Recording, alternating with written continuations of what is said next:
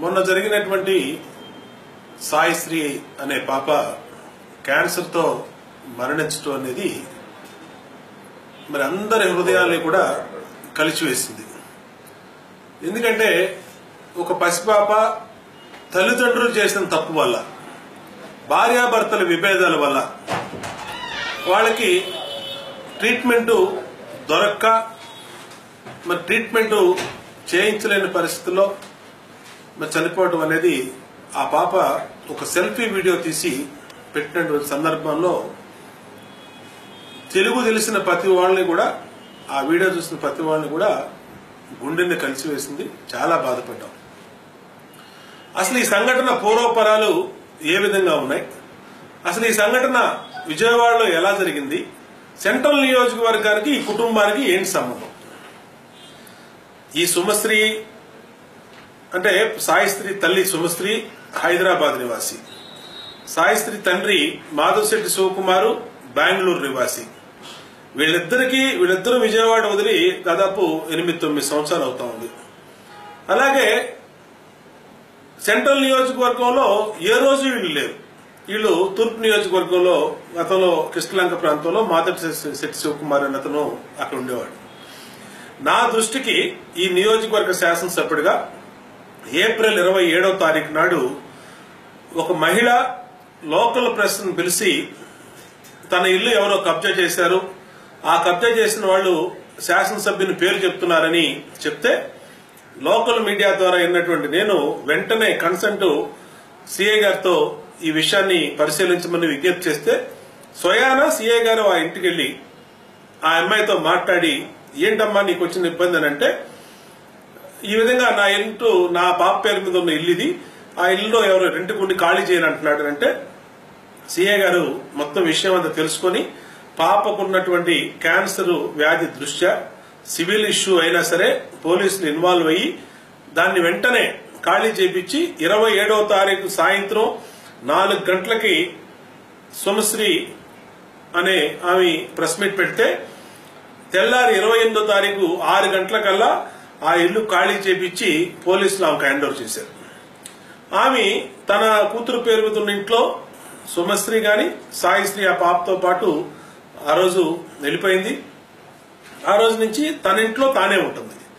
కానీ ఇక్కడ ఉన్నటువంటి ప్రతిపక్ష పార్టీలు ఎప్పుడు ఏ ఇష్యూ దొరుకుద్దా, ఏ ఇష్యూని రాజకీయ కోణంలో చేసి ఏ విధంగా చేద్దామా, ఏ విధంగా అధికార పార్టీ మీద, అధికార పార్టీ శాసనసభ్యుల మీద, లేదంటే కార్పొరేటర్ల మీద, ఎంపీ ఎమ్మెల్యే మంత్రి ముఖ్యమంత్రి మీద రుద్దుదామనే ప్రయత్నంలోనే నిరంతరం పనిచేస్తూ ఉన్నారు.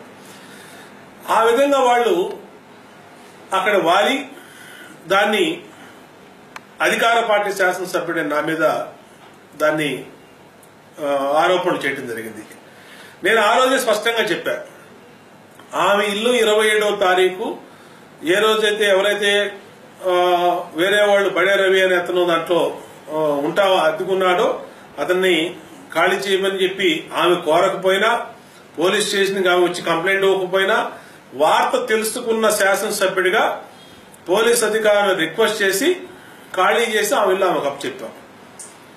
తర్వాత దురదృష్టవశాత్తు అడ్వాన్స్డ్ స్టేజ్ లో ఉన్నటువంటి క్యాన్సర్ పేషెంట్ అయినటువంటి పాప సాయిశ్రీ మొన్న ఆదివారం చనిపోవడం జరిగింది. సాయంత్రం 6 గంటలకో 4 గంటలకో చనిపోతే 5 గంటల నుంచి ఎప్పుడు శవం దొరుకుద్దా అని ఎదురు చూసే ప్రతిపక్ష పార్టీలు ఆ బాడీ చుట్టూతో చేరిపోయి దాన్ని ఆ ఇల్లు అమ్ముకుపోవటం వల్ల, మాధవశెట్టి శివకుమార్ ఆ ఇల్లు అమ్ముకోనిపోవడం వల్ల, దానికి స్థానిక శాసనసభ్యుడు బోండావమ అండగా ఉండటం వల్ల ఇదంతా జరిగిందని ఆరోపించడం ఇది నిజంగా చాలా దుర్మార్గం. ఇది ఖండించవలసిందే. దీన్ని తీవ్రంగా ఖండిస్తా ఉన్నా. ఎందుకంటే ఇవాళ మేము ఎవిడెన్స్ లేకుండా మాట్లాడుతున్నా. డాక్యుమెంటరీ ఎవిడెన్సెస్ 2008లో రిజిస్టర్ అయినటువంటి డాక్యుమెంట్ 4,15,000కి కొన్నటువంటి ఈ ఆస్తి విలువ 4,15,000 ఆ రోజు. ఇవాళ ఒక 10 లక్షల రూపాయలు ఉంటుంది ఈ ఆస్తి విలువ. 4,15,000 రూపాయలు చేసి ఈ ఆస్తి విలువ ఆ రోజు 2008లో వాళ్ళ తండ్రి రిజిస్ట్రేషన్ చేపిస్తూ, అప్పటికి 2003లో పుట్టినటువంటి ఈ పాప సాయిశ్రీ వయసు 2008 నాటికి 5 సంవత్సరాలు, ఈ రోజు చనిపోయే నాటికి 13 సంవత్సరాలు. గార్డియన్ గా మైనర్ గా ఉన్నందువల్ల ఆ పాప తండ్రిని గార్డియన్ గా పెట్టుకున్నాడు. యాజ్ పర్ ఇండియన్ లా ప్రకారం, సివిల్ లా ప్రొసీడింగ్స్ ప్రకారం ఒక మైనర్ ప్రాపర్టీని అమ్మాలి అని అంటే స్పెసిఫిక్ కోర్టులో స్పెసిఫిక్ గా ఈ మైనర్ ప్రాపర్టీని అమ్మటానికి కోర్టు వారు ఉత్తర్వులు జారీ చేస్తే తప్పితే ఈ ప్రాపర్టీని భారత రాజ్యాంగంలో సివిల్ ప్రొసీడింగ్స్ లో సివిల్ కోర్ట్స్ లో ఎవరు కూడా ఒప్పుకోరు. అలాంటి ప్రాపర్టీని ఈ అమ్ముతానంటే శాసనసభ్యుడు అడ్డుపడ్డాడు అని ఆరోపించినటువంటి దుర్మార్గపు ప్రతిపక్ష పార్టీలు ఉన్నటువంటి విజయవాడ నగరంలో సిగ్గేస్తా ఉంది. సభ్య సమాజం సిగ్గుపడతా ఉన్నారు. చిన్న పసిపాప క్యాన్సర్ వ్యాధితో చనిపోతే దాన్ని కూడా రాజకీయానికి ఉపయోగించుకునేంత దుర్మార్గులైనటువంటి ప్రతిపక్ష పార్టీ నాయకులు ఇక్కడ ఉన్నారంటే సభ్య సమాజం మరి వీళ్ళని ఏ విధంగా అర్థం చేసుకోవాలో అర్థం కావట్లేదు. ఒక బాడీ కనబడితే, శవాలు కనబడితే రాబందులు వాలిపోయినట్టు ఇవాళ విజయవాడలో గాని రాష్ట్రంలో గాని ఎక్కడ ఏం జరిగినా అది అధికార పార్టీకి సంబంధమే. ముఖ్యమంత్రి కానించి స్థానిక కార్పొరేటర్ వరకు అందరికీ దాన్ని లింక్ చేయటం. ఇవాళ ఈ దుర్మార్గమైన ఆలోచన వైఎస్ఆర్ కాంగ్రెస్ పార్టీ అనే పార్టీ పుట్టినాకే ఇలాంటి పరిస్థితులు రాష్ట్రంలో వచ్చినాయి. మేము అడుగుతా ఉన్నాం, ఒక మైనర్ బాలిక పేరుతో ఉన్నటువంటి ఆస్తిని ఒత్తిడి లేకుండా భారత రాష్ట్రపతికి కూడా అధికారం ఉండదు, భారత ప్రధానమంత్రి గారికి కూడా అధికారం నమ్మటానికి. అలాంటి పరిస్థితుల్లో అమ్మేది ఎవరు, కొనేది ఎవరు? ఇవాళ దాన్ని అడిగితే సమాధానం చెప్పరు. ఏది ఏమైనా మేము చాలా బాధపడ్డాం. అందుకనే మా నాయకురాలు పార్టీ నుంచి అధికారికంగా నన్నప్రేమ్ రాజకుమారి గారు ఆ కుటుంబాన్ని పరామర్శించారు, ఆమెకు ధైర్యం చెప్పారు.